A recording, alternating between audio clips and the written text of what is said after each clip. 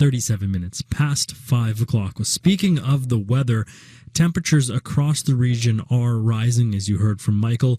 And with an air quality advisory in effect, it can be tough to work outside. Now imagine being surrounded by the exhaust of cars on the road as well. According to the BC Construction Safety Alliance, traffic control personnel can face serious health risks in heat waves.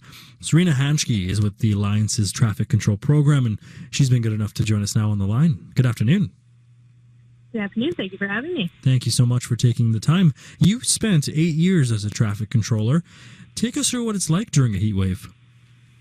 Well, with the work that I did was road paving, so of course that's probably one of the highest exposures to heat in the summer as you're dealing with very hot asphalt that's being laid on the ground. It's not fun. You got to really make sure that you are acclimatized to the weather, and if you're starting out new in the industry, starting out in the middle of a heat wave isn't the greatest way to integrate yourself with the demands of the job. So heat exposure is huge. And what are the specific health risks traffic controllers face in the summer?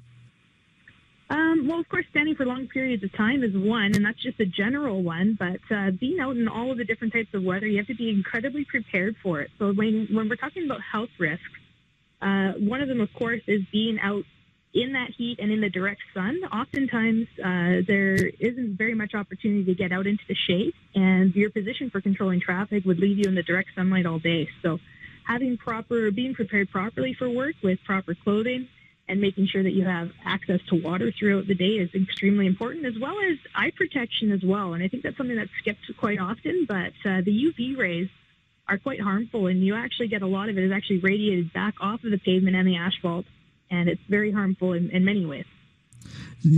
Speaking of all different types of weather, I've always wondered this, for you, I guess on a personal level, which is worse, working in the sleet and the snow, or like today, working in the beating sunshine?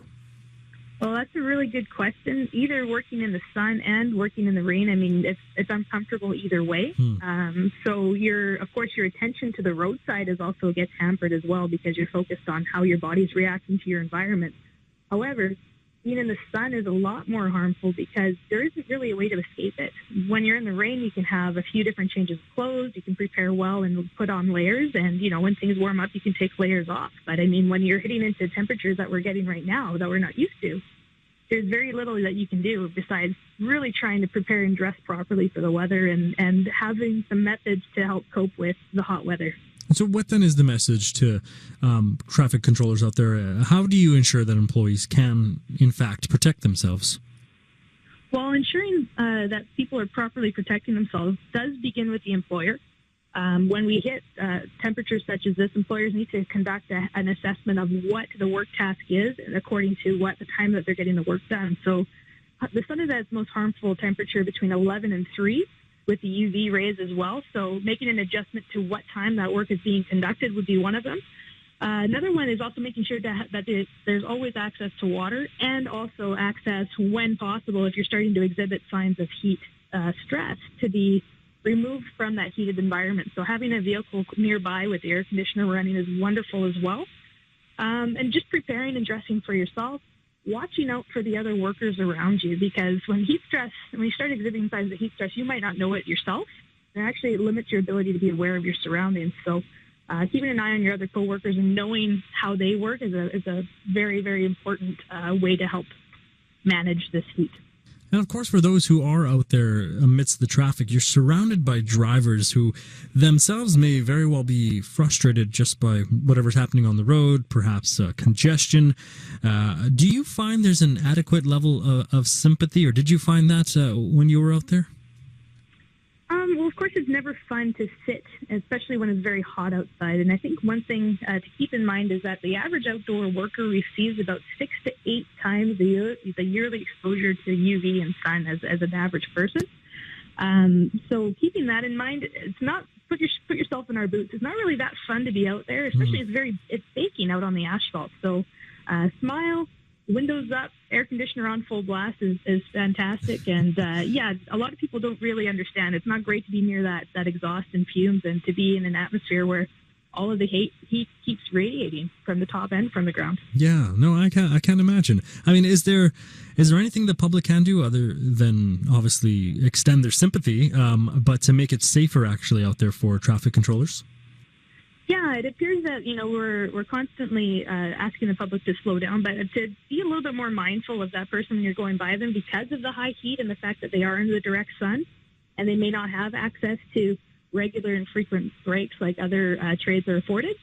To keep an eye out for them. If you notice that they're not really quite acting spot on, maybe stop, ask them how they're doing, ask them if they need anything like some water, and you can maybe pass that on to the crew that they're working with that, hey, that person over there, they're out of water or something like that. And that might actually help them manage their day and improve their safety. And how do the risk of traffic controllers fare compared to the risks of any other outdoor workers? The traffic control person, when they're conducting their jobs, and they don't really get as much of an opportunity to seek shade and get breaks as some of the other trades do.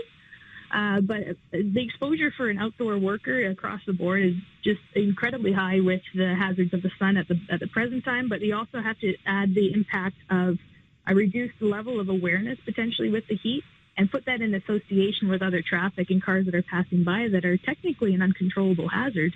It's a recipe for some potential disaster if it goes unchecked. Sarina Hanschke, thank you so much for taking the time to speak with us today. Thank you very much for having me. Bye now. Bye. It's Sarina Hanschke, who is with the Traffic Controller Program at the BC Construction Safety Alliance.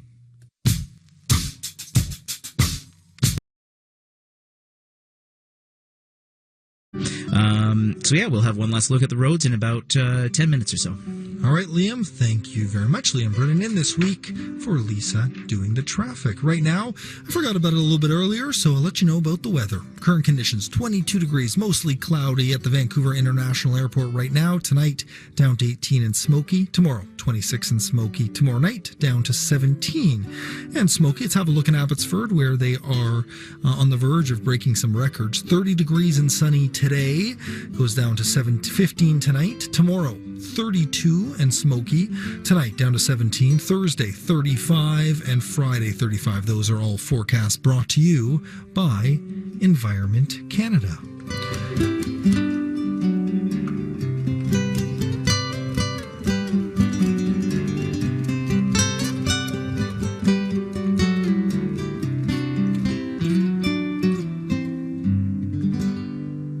Tomorrow, it's Kids Day at the CBC musical Nooners. Bring the kids down for a special performance by Will Strout, star of the musical TV series Will's Jams on Kids, CBC.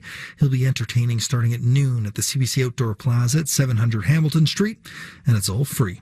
Here's Will Strout with I'm Gonna Walk.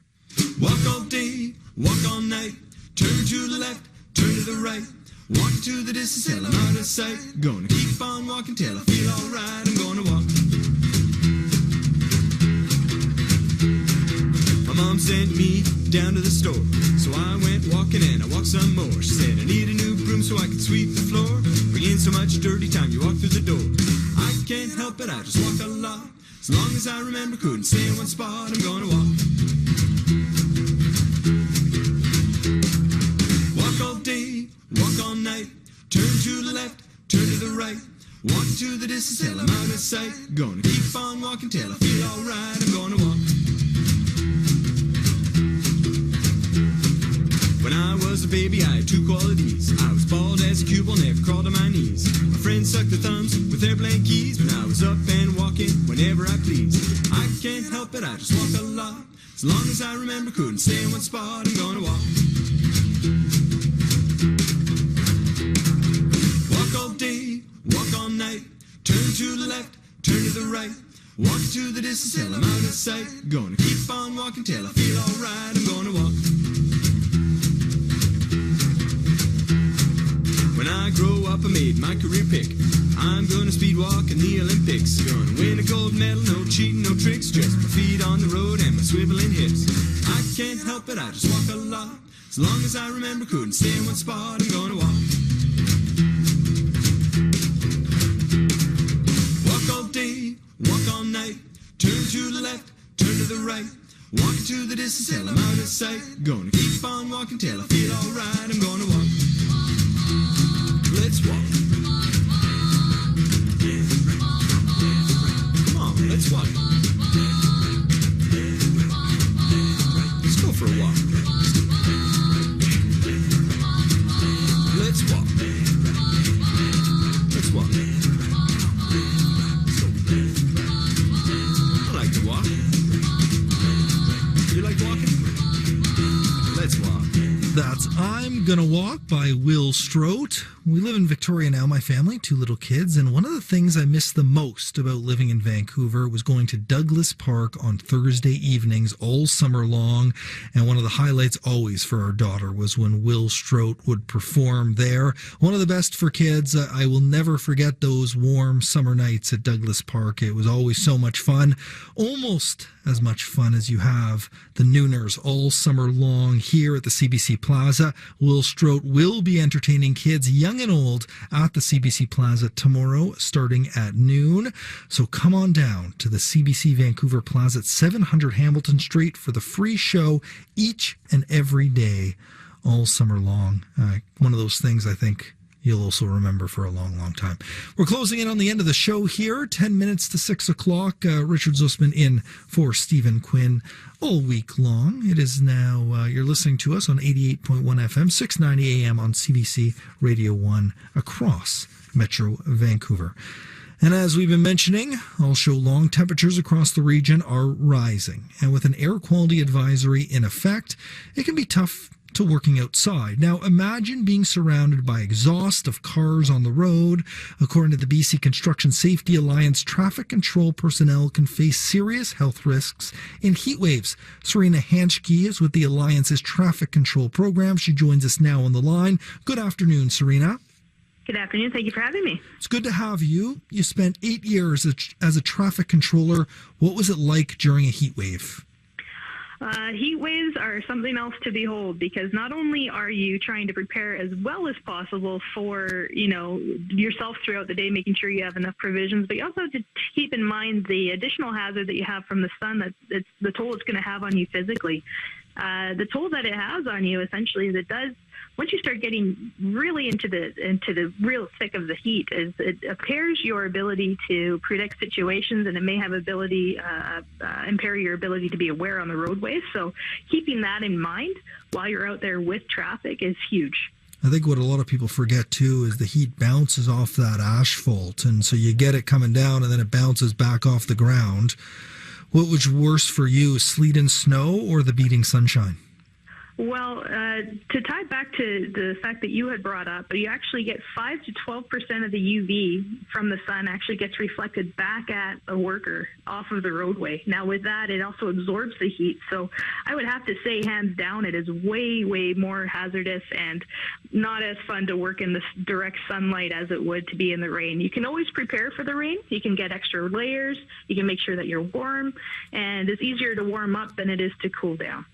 How did you cope with the heat? How do you cope as we expect it to continue? And when you did the job, how did you cope with the heat? Well, there's a few ways, and the way that it really starts is it can start with the employer. And when we hit into these hazardous temperatures, the employer needs to consider how well the employee can react to that environment. And that starts with a heat stress assessment, which could include starting your work earlier in the day, which may inconvenience motorists in the morning, so apologize for that. But we need to consider the workers' health and safety in mind. So that can also come across with a work-rest cycle, so working at a reduced speed, but then also when things do start to heat up and your body starts to feel it, go into the shade and rest up a little bit. Along with that also comes with removing yourself from that heat exposure as well. So if you have the vehicle running with some air conditioning as well, that's a fantastic way to cope with that. In terms of the workers, we have a variety of ways, and I worked with a paving company, so we're really in the direct heat of it all. Bringing spray bottles to help keep you cool down your skin, wet cloths, big frozen jugs of water, loose clothing, keeping that air conditioning running, like I was saying. But there's a variety of ways that workers try and keep cool, and a lot of it also comes down to good Slurpee like everybody else. And what are the specific health risks to traffic controllers that come with the summer? Well, not only only breathing in the car exhaust is one thing altogether, but an average outdoor worker gets actually 6 to 8 times the yearly exposure of UV and sun as an indoor worker. So with that in mind, the increase for the chance of skin cancer, of course, is one.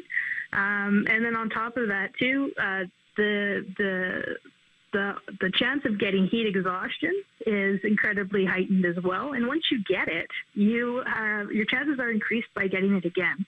And this is not just with traffic control, but it's with all of the different trades. It's incredibly hazardous, and it's easy that if you're feeling unwell and you decide to go home and you go home early, that there's a chance that somebody might not come home safe, and I have heard stories of that. Now that you're on the other side, working for the quality assurance of the traffic control program, how do you ensure that employees can protect themselves? Of course, one of the things is to make sure that we tell them in all of their training to make sure that they are packing enough water, that they are really staying in tune with themselves. But the biggest thing that we try and push is to really keep an eye on each other out on the roadway. So when you're working with somebody, you need to get to know them intimately, and you know when they're feeling down and out. So in terms of like the general public, what they can do for us is, if we're driving by a traffic control person, keep them in mind. If you notice that they're not really seeming like they're entirely with it or paying attention to you, just stopping for a mere second to ask them, hey, is everything okay? You can really help prevent a serious health risk. We hear during the summer about the risks that other outdoor workers face. How do the risks of traffic controllers, what they face compare to those other risks? Well, of course, when the other outdoor workers, they get an opportunity for breaks a little bit more often and maybe away from the sunlight. When you're stuck in a position where you're on the pavement that absorbs heat and you're getting the heat from above and also now from below, dealing with the extra UV, and then also keeping an eye on all of the different types. There's a lot more pedestrians that are out on the roadway as well to look out for. And you're also dealing with the different types of traffic. So as soon as you have a reduced ability to predict things that are happening in your work environment, that can have a significant impact on your safety. And when cars are sitting in the summertime, we get a lot of visitors to the area. And when people are sitting, they get a little bit more impatient too. So we also have to deal with the increased driver behavior and some of the altercations that we may see with the general public. Yeah, because that's one of the issues as well, right? Summer often is construction season. So you have this, people are already a little bit impatient there as well. And you mentioned some things that people can do to think of the traffic controllers this time of year. How important is that to the well-being of those out on the roads? It's monumental. I mean, sometimes some of the shifts right now, because it's the best time of year to be doing the work and for that you want to get yourself out of the heat. I mean, you're starting work at sometimes as early as 5 o'clock in the morning and you're out there until as late as 9, 10 o'clock in the evening. So for the public to keep in mind, it does seem like we preach people to slow down, but we really need people to pay a little bit more attention to the roadside at this time of year, because people may not be 100% in that moment, and they're stuck in that, oh, gee, it's really hot out here. Right. So, thank you, Sarina. Thank you very much. Sarina Hanschke is with the Traffic Controller Program at the BC Construction Safety Alliance. We're now closing in on the end of the show here. It is now 5:57, and Brian Dance is here with like the news to be headlines. exact? Yeah, I didn't want to say it was 5:57 when it was 5:57 and 56 seconds. No, of course not. I can understand. Housing, transit, and devastating opioid crisis were the main topics of a conversation today between Prime Minister Justin Trudeau and Vancouver Mayor Gregor Robertson. But talk of a controversial pipeline expansion was absent. And southern British Columbia bracing for a troubling combination of heat waves and poor air quality from wildfire.